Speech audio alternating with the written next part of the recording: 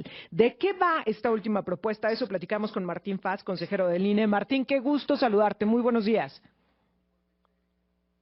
Como siempre, a ti y al auditorio. Y creo que todavía es tiempo de desear feliz año. Sin duda, todavía se vale. Mientras estemos en enero todavía se vale. Oye, Martín, pero además, ¿a qué año nos vamos a estar enfrentando con este debate y estas discusiones? A ver, primero, ¿qué es lo que propone el Instituto Nacional Electoral en medio de este debate y esta discusión sobre la reforma electoral? Bueno, mira, son varios ejes. Te podría señalar algunos en general. Uno, por supuesto, tiene que ver con preservar la autonomía del Instituto Nacional Electoral, lo cual, bueno, pues ya creo que ha habido las voces desde el oficialismo que dejan esto en claro, dado que justo el día que entregamos esto, pues Pablo Gómez se pronunció en un sentido contrario, pero bueno, ese es un tema. Sí, luego la presidenta reculó, ¿no? Y dijo que ella lo primero que ha instruido es este tema del fortalecimiento al órgano electoral. Sí, en tanto autonomía, sí. en tanto concepto de autonomía, ¿verdad? Porque luego después la presidencia está hablando de una reducción del presupuesto y pues bueno, las reducciones presupuestales es una afectación a la autonomía, porque la autonomía no es nada más que tú tomes decisiones sin injerencia de alguien, sino que también tengas la capacidad de realizarlas y eso pues solo es posible si se cuenta con un presupuesto adecuado. Ejemplos pues hay muchísimos, el caso del CEPAC en San Luis pues es sin duda uno de ellos. Entonces, por supuesto, nosotros cuando estamos hablando de autonomía estamos hablando también de una autonomía presupuestaria e incluso hicimos una propuesta en tal sentido. Entonces no es solamente el tema, digamos, conceptual, desde el punto de vista de la figura jurídica que tiene que estar en la Constitución, sino también el dar los elementos y las condiciones materiales para ejercer esa autonomía. Entonces, por un lado, eso es la autonomía. Otro importante tiene que ver con la preservación, garantizar la continuidad y el fortalecimiento del Servicio Profesional Electoral Nacional. Claro, lo visible es el Consejo General, las discusiones que se dan allá, pero el Servicio Profesional Electoral del INE es, te lo puedo asegurar, el servicio civil de carrera mejor del país. Y todos los integrantes del Servicio Profesional del INE entran mediante concursos de oposición, se someten a evaluaciones periódicas y hay toda una procedimientos de ascensos que hacen que este Servicio Profesional Electoral pues es el que le da fortaleza al instituto y es el que tanto en las juntas locales como en las juntas distritales pues hacen realidad procesos electorales confiables desde el punto de vista operativo y logístico. Entonces, para nosotros es importante porque al menos la propuesta que en su momento presentó el plan B, famoso aquel de Andrés Manuel López Obrador, contemplaba una severa disminución del servicio profesional electoral. Entonces, es otra cosa que nosotros estamos señalando con toda claridad. Otro tema es el tema de la fiscalización. Estamos solicitando que se fortalezca la fiscalización del instituto, que, por ejemplo, no se le haga oponible el secreto ministerial, porque en muchas ocasiones, nosotros siempre recurrimos a autoridades, pues a fiscalías, a la UIF, a distintas autoridades en las indagaciones que hacemos en materia de fiscalización y en muchas ocasiones particularmente se nos opone el secreto ministerial para darnos información y eso impide que nosotros podamos hacer informaciones, que podamos hacer las investigaciones correspondientes, considerando que también tenemos tiempos muy acotados para la fiscalización. Entonces, estamos hablando de fortalecer un sistema de fiscalización más robusto y con presupuesto suficiente, que imponga la coordinación obligatoria entre el INE y las autoridades federales.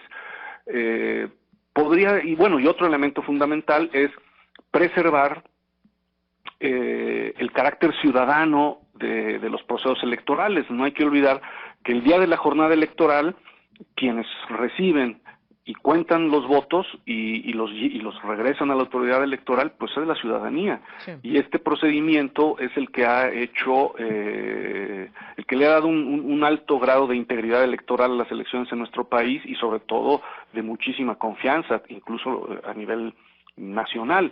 Entonces, pero para que tengamos vecinos y vecinas capacitados y capacitadas para el día de la jornada electoral, pues hay que desplegar todo un ejército de capacitadores electorales, hacer capacitaciones. Entonces nosotros también creemos que eso es fundamental, preservar ese carácter ciudadano, ¿no? Entonces son, creo, algunos de los ejes fundamentales. Desde luego hay muchas otras cuestiones más técnicas que creo que nos perderíamos mucho en eso, pero fundamentalmente se trata de eso, ¿no? Y un otro tema fundamental también en nuestra propuesta, la representación proporcional, ¿no? Sí. Que no exista esta distorsión que se ha generado con ese famoso más menos 8% de sobre o subrepresentación, que no tiene ningún asidero empírico y que ha permitido que mediante ingenierías electorales, pues los partidos políticos tengan una sobrerepresentación que, bueno, pues es indebida. Entonces son los ejes fundamentales. Ahora, justo me quiero detener en varios aspectos que son los que han generado controversia. Primero, este tema de los pluris. ¿Qué es lo que está en riesgo con la eliminación de los mismos o el replanteamiento de los mismos? Porque, a ver, hasta ahora el gobierno federal no nos ha dicho si va por ellos o si, o sea, eliminarlos, o si lo que está buscando es una reorganización a través de la cual se logre la reducción de los plurinominales. Pero, ¿qué va en riesgo con ello, Martín? ¿Por qué son importantes los plurinominales? Pues por la pluralidad política, porque es a través de los plurinominales que las minorías tienen representación efectiva en el Congreso. Si se limita la representación proporcional, se limita la pluralidad. Ahora, como bien lo dices, no nos han dicho exactamente cómo va a ser. No se trata tanto de si aumentas o si reduces las plurinominales, sino que haya una representación equitativa o más que equitativa, proporcional con los votos de la ciudadanía en el Congreso. Ese es el punto. La fórmula la puedes modificar. Puedes tener menos, puedes tener más, puedes tener un mismo número de diputados de mayoría y el mismo número de diputados de representación proporcional. El punto es que la conformación final del Congreso refleje de la manera más proporcional posible el voto ciudadano. Hoy día en nuestro país eso es difícil porque hay 300 de mayoría y 200 de representación pluri, entonces eso hace que no pueda haber una proporcionalidad pura, ¿sí? Okay. Que sería, digamos, es hacia lo que hay que tender, pero dejar ese 8% pues es una locura. Es una cifra que se estableció en la reforma del... No recuerdo ahorita si fue en la del 77 o fue en la del 93, no recuerdo exactamente, pero fue una cifra que se puso ahora sí nomás por ponerla, ¿verdad? La puso el gobierno, en ese momento el PRI era el partido hegemónico, y la oposición dijo, bueno, pues si es lo que se puede, agarrémoslo, pero ese 8% de sobre o subrepresentación pues ha generado una distorsión que cada vez es peor en cada elección, porque mediante la figura de las coaliciones, la coalición oficialista ha encontrado la forma de tener una sobrerepresentación en conjunto pues muy importante. Entonces eso es lo que está en juego, la proporcionalidad y la representación y la pluralidad. Ahora, sobre el tema de la participación ciudadana, que tú decías, preservar el carácter ciudadano, ¿eso incluye a los organismos electorales locales? Es decir, ¿el INE estaría defendiendo a los soples? Sí, totalmente. Los organismos locales son fundamentales. Si por alguna razón los llegaran a eliminar, no ocurriría sino más que una transferencia de recursos de esos organismos al INE, que ahora sería el que tendría que estar encargado de todo. Por ejemplo, los registros, ¿no? Los soples hacen registros en una proporción tremenda en comparación con el INE, ¿no? O sea, si por ejemplo, acá el INE tenemos 20,000 registros a nivel nacional, por decirte una cosa. Si mal no recuerdo, cuando estábamos en el CEPAC, pues teníamos una cantidad similar, si no es que incluso hasta superior, porque hay municipios, porque hay regidurías, porque hay diputaciones locales, en fin, es decir, hay estados como el Estado de México o la Ciudad de México o Veracruz que son cientos de miles de registros los que se realizan, ¿no? Porque son los registros de candidaturas. Entonces, si tienes 20 partidos locales, no hay tantos, pero Morelos llegó a tener, si mal no recuerdo, creo que 12 locales, pues multiplica el número de candidaturas por el número de partidos políticos más los suplentes, entonces es una locura. Entonces, sería transferir recursos, tanto físicos como materiales y humanos, al INE, que tendría que absorberlos, incluso con la problemática de que ahora los gobiernos estatales dirían, bueno, pues si el INE es el que organiza las elecciones, pues que eso se le cargue al presupuesto federal. Entonces, claro, pues no creo que hubiera demasiado ahorro, ¿no? Entonces, por supuesto que el INE está por la preservación de los organismos públicos locales, porque cumplen un papel fundamental, no solo en los procesos electorales, sino también en otros mecanismos de participación ciudadana que están legislados por leyes locales en las que el INE no va a intervenir, ¿no? Por ejemplo, yo recuerdo allá en San Luis, el CEPAC, pues tiene que ver con la integración de las juntas vecinales. En el caso del Ayuntamiento de San Luis Potosí, pues el INE no se va a meter a hacer eso, ¿no? Y hay otros estados en donde hay otros mecanismos de participación ciudadana, como presupuestos participativos, consultas, que eso solo los pueden realizar los organismos públicos locales. Ahora, el tema del financiamiento, Martín, porque, a ver, suena muy popular, sin duda alguna, decir vamos a quitarle dinero a los partidos, vamos a quitarle costo al proceso electoral, pero ¿qué implicaciones tienen estas reducciones? Bueno, pues mira, claro, es como si te preguntaran, oye, ¿quieres pagar menos impuestos? Por supuesto que sí, ¿verdad? Todo el mundo va a decir eso, ¿no? O ¿quieres tener más seguridad en tu colonia? Pues claro, o sea, son respuestas obvias y populares, pero ¿qué pasa si ocurre eso? Bueno, si se reducen el financiamiento a los partidos políticos, lo que está en riesgo fundamental. Sí. Uy, tuvimos problemas en la comunicación con Martín Faz y estábamos en una parte fundamental que es esta del financiamiento, porque lo decíamos, sí, por supuesto. A ver, vamos a quitarle dinero al Instituto Nacional Electoral y vamos a dárselo a otro rubro, vamos a quitarle dinero a los partidos políticos. Ya lo decías, Martín, sí suena muy popular, pero nos hacías las precisiones. Sí, Martín, te escuchamos.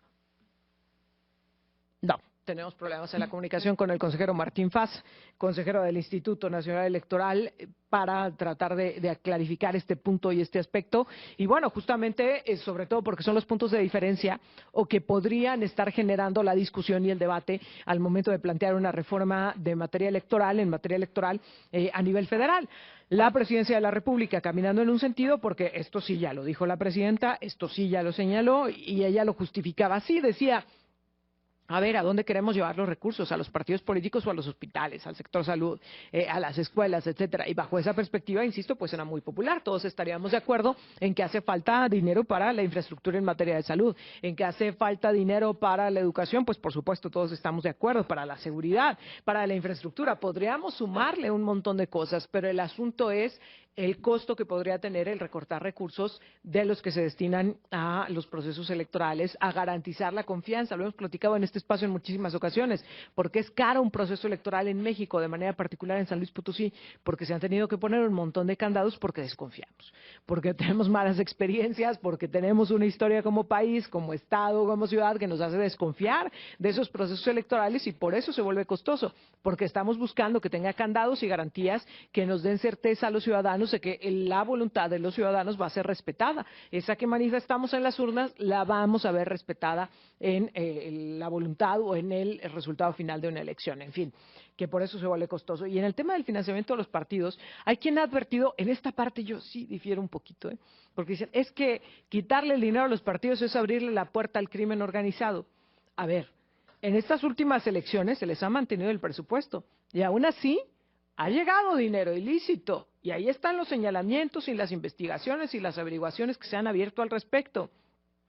Y además, si se los quitamos significa que en vez de buscar dinero en otras fuentes van a buscar al crimen, pues eso creo que también ya tiene que ver con cada partido y con cada actor. Habrá que ver cómo se resuelve y cómo se logra solventar esta situación, pero por lo menos el debate de cómo plantear el tema del financiamiento de los partidos también está abierto y también está sobre la mesa. Ahora, ya no pudimos retomar la comunicación con Martín Faz, pero yo quiero dejar un aspecto fundamental sobre la mesa. Quienes tendríamos que estar hablando de estos temas y quienes tendríamos que estar aportando, pues tendríamos que ser los ciudadanos. a quienes tendría que estar volteando a ver el gobierno federal, los partidos políticos, las autoridades electorales y demás para construir este tema y abrir este debate, pues tendríamos que ser los ciudadanos, ¿no? Porque es justamente a través del sistema democrático que se está discutiendo, a través del cual se busca representarnos a nosotros. ¿No sería importante escuchar nuestras voces? Yo nada más lo dejo ahí sobre la mesa y con esto nos